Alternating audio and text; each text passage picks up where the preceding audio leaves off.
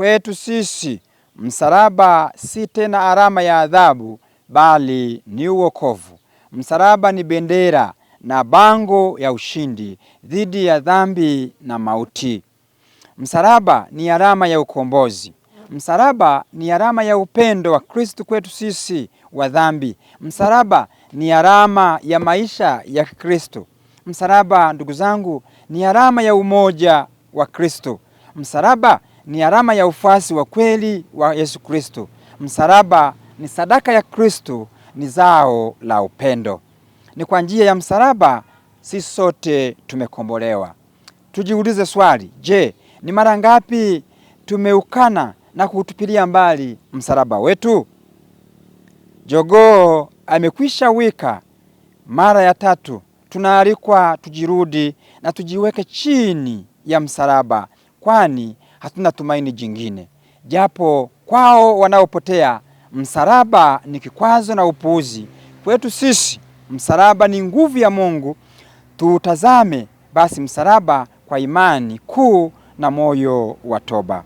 Wapendwa ndugu zangu, katika simulizi la mateso ya Yesu, Baraba anaachiwa huru na Yesu anasulubiwa. Huku kuachwa huru kwa Baraba kuna maana kubwa sana. Baraba alikuwa mdhambi. Kuachiwa kwake huru ili Yesu auawe ni kudhihirisha kuwa kifo cha Yesu kinaweka huru wale wote walio katika vifungu vya dhambi watakao muamini. Mtakatifu Yohane Paulo wa pili anasema na nukuu, msalaba siyo ishara ya kifo, bali uzima.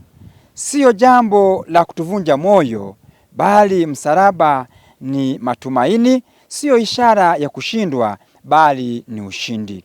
Nasi hatuna shaka yoyote kuinama, kupiga magoti na kuabudu msalaba mtakatifu ambao juu yake umetundikwa uokovu wetu. Yesu Kristo, nafsi ya pili ya Utatu Mtakatifu, Mungu halisi anayestahili kuabudiwa. Ndiyo maana mwaliko wa ibada hii unasema, huu ndiyo mti wa msalaba ambao uokovu wa dunia umetundikwa juu yake. Nasi tunaitikia, njoni, njoni tuabudu. Mwenye macho ya imani anaokaribia msalaba kwa unyenyekevu, kwa utulivu na kwa moyo wa majuto na toba, na kwa kutoka utumwa wa dhambi wa mauti. Katika ibada hii kimsingi tunachoabudu si msalaba, bali ni uokovu wetu uliotundikwa juu yake, Yesu Kristo mwenyewe. Siyo ibada ya kuabudu sanamu, maana ili ibada iwe kweli ni ibada ya kuabudu sanamu, ni lazima kuwepo na mambo mawili muhimu. Kwanza kabisa ni nia kamili ya kuabudu sanamu na makusudi ya ndani moyoni ya kwamba hiyo sanamu ichukue nafasi ya Mungu. Sisi tunayemwabudu ni Kristo mwenyewe aliyefia juu ya msalaba. Basi wapendwa, kama Mtume Paulo nasi tuone fahari juu ya msalaba wa Yesu Kristo. Tunaposoma maandiko matakatifu, waraka wa Mtume Paulo kwa Galatia sura ya 6 aya ya 14.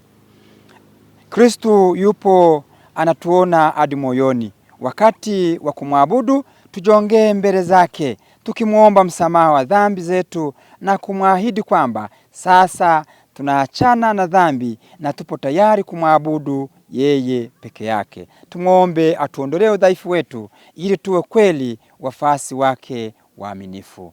Tumsifu Yesu Kristo. Awabariki Mungu Mwenyezi, Baba na Mwana na Roho Mtakatifu.